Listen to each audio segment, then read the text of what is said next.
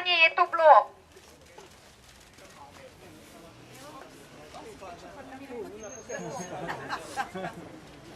Vprašanje je sicer, bomo čakali en mesec, da dobimo odgovor, dobimo odgovor. Postavljeno je ministrici in se nanaša na ključna opozorila, ki jih dajete vi že več kot njim zadnji mesec, je že kar na to temo še posebej izostreno zadnje obdobje.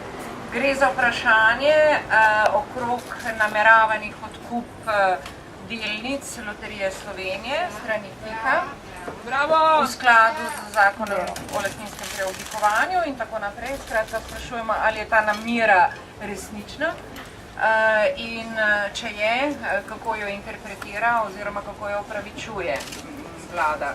Hkrati pa tudi ponovno podčrtujemo tisto, kar je bilo kar nekaj poskusov razčiščevanja že na matičnem odboru pred mesecem dni in se nanaša na vprašanje oblik pomoči za neodvisno življenje, se pravi za osebno asistenco.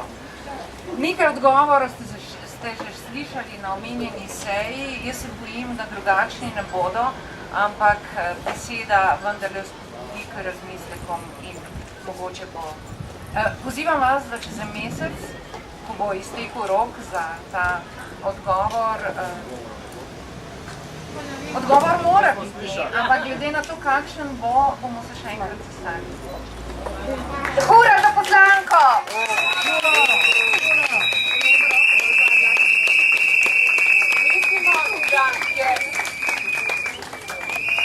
Mislimo, da lahko naš predlog zakona predamo 4 poslancem, ki so edini imeli toliko poguma, da so prišli iz seje in nas pozdravili. In želimo, da je to zakonska pravica vsakega hendikepiranega posameznika, ki se za to odloči. Ne želimo več začasnih financiranj in dobesedno životarjanja iz leta v leto, zato da živimo tako kot kdorkoli drug.